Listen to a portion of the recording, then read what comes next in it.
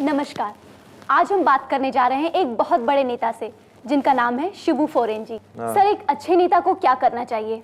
अच्छे नेता को चाहिए कि देश की उन्नति के बारे में सोचे, देश की प्रगति के बारे में सोचे, लेकिन उसको ऐसा तब करना चाहिए जब वो चुनाव हारा हो। जीते में अगर करेगा, मंत्री बने रहते में अगर ऐसा करेगा, दिन भर इसी में ध्यान लगा रहेगा तो खुद के लिए समय कब निकलेगा। सर, नेता कहते हैं कि गरीब बहुत ऊपर आ गए हैं, पर ऐसा कुछ दिखाई नहीं देता। आप क्या कहेंगे इस बारे में? आप अंधरा गई हैं। पहले गरीब हुआ जो रहा है फुटपाथ पे सोते रहे हैं, आजकल उस असरे स्काई वॉक पे सोते हैं, फ्लाईओवर के ऊपर सोते हैं। इतना तरक्की हो गया, अब का हमारी जान लीजिएगा। सर, आजकल ज्यादातर नेताओं के चरित्र पर दाग लग चुका है, किसी के ऊपर करप्शन का तो किसी के ऊपर घोटालों का। वैसे ये दाग तो आप पर भी लग चुका है सर। टेलीविजन नहीं देखती हैं?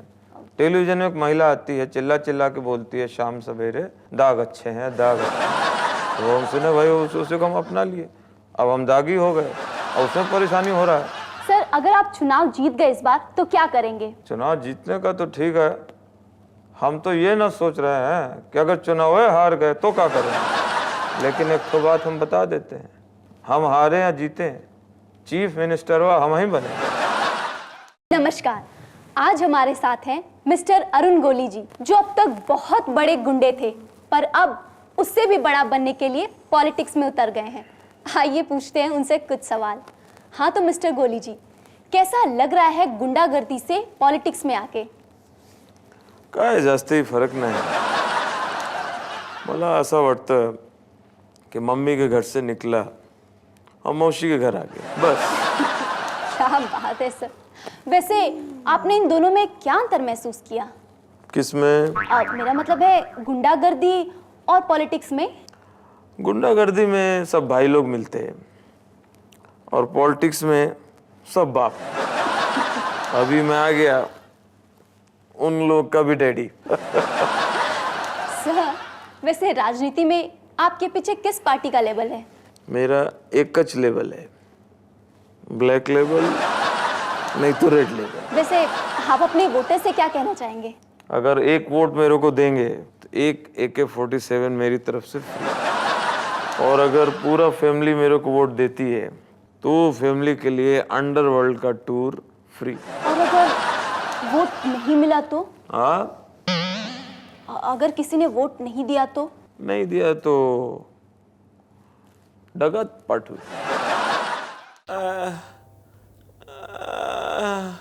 अरे वार्ड बॉय, जरा एम्बुलेंस के ड्राइवर से कहो फास्ट चलाए, मुझे बहुत दर्द हो रहा है, एकदम मरे जा रहे हैं।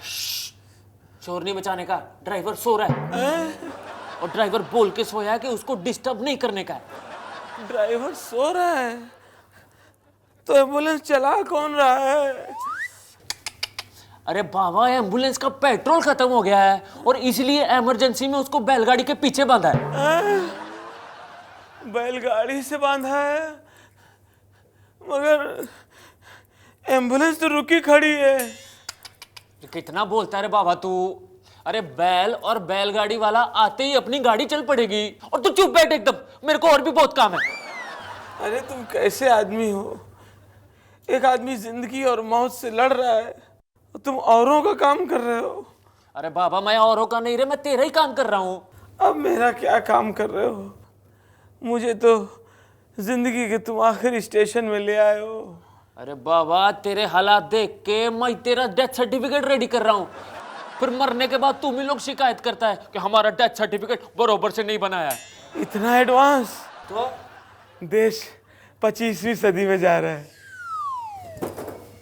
साहब कहाँ है? साहब साहब साहब साहब साहब, हर आदमी यहाँ गरीब को लूटने के लिए बैठा है, गरीब के साथ अन्याय हो रहा है। आप क्या साहब एक मोबाइल लिए रहे जिसमें आप साफ साफ हमें फ्री स्कीम दिए रहे, फ्री एसटीडी कॉल्स, तो साहब फिर भी बिल आ गया 20,000 रुपये महीना। तो काहे की फ्री स्कीम है साहब? देखो साहब। ओहो भाई, तुमने धड़ाधड़ फोन किए हुए हैं कानपुर में, हाँ, कलकत्ता में, लखनऊ में, इलाहाबाद में, आगरा में, धड़ाधड़ फोन कर दिए। जबकि हमारी एसटीडी का मतलब है एस माने शिरडी, टी माने तालेगांव, डी माने धामपुर, STD यहाँ फोन करना चाहिए था। अच्छा अच्छा, वो छोड़ो साहब, ये देखिए, ये हम दूसरा मोबाइल फोन लिए रहे अपनी पत्नी के नाम से। इसमें 35,000 रुपए के बिल आ गया, जबकि इसमें आप साफ साफ स्कीम में लिखे रहे 2 से 5 फ्री कॉल्स। ओहो भाई, तुमने ठीक से पढ़ा नहीं। अच्छा। हाँ, इसमें 2 से 5 के बाद PM भी लिखा है। PM मतलब? Per month. मतलब महीने में एक बार फ्री। सब आदमी यहाँ पे जितने लोग बैठे हैं लूटे के लिए बैठे हैं। हाँ। गरीब का मजाक उड़ा रहे हैं। देखा तुम लोग मरोगे, तुम्हारे कीड़े पड़ेंगे। अब हम 1 मिनट नहीं रुकेंगे, हम चले जाएंगे यहाँ से, कभी नहीं आएंगे। 1 मिनट रुको, तुम बाहर नहीं जा सकते। काहे? हाँ, क्योंकि बाहर जाने के 2,000 रुपए लगते हैं।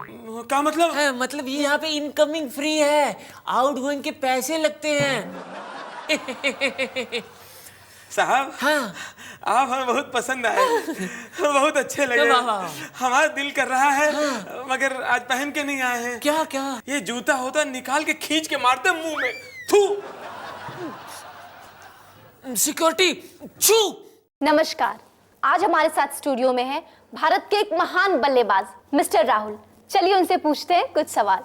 तो आप सबसे पहले ये बताइए कि आजकल आप लोग कर क्या रहे हैं? विदेशों में तो आप लोग हारते ही थे, अब अपने देश में भी हारने लगे हैं। हम लोग हार रहे हैं अपनी इंडियन कल्चर की वजह से। इंडियन कल्चर की वजह से?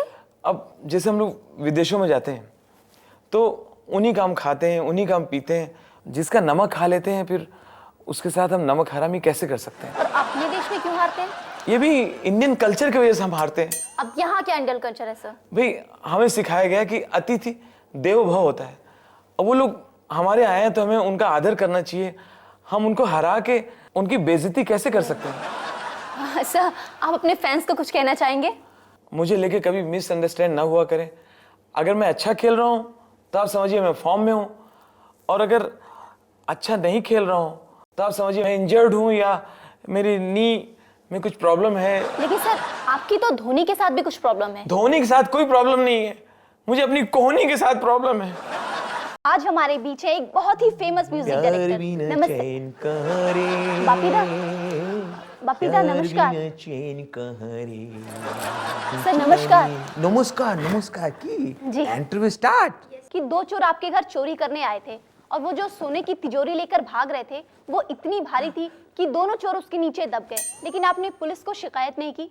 वो जो तिजोरी लेके चोर भागा तो वो तिजोरी नहीं था, हम खुद था। सर, आप पर यह भी आरोप है कि आप हमेशा काला चश्मा लगाते हैं, और संगीत के रियलिटी शो में आप इसलिए काला चश्मा लगाते हैं ताकि आप काले चश्मे के पीछे सोते रहें। पूरा पब्लिक जानता है आई लाइक सोना।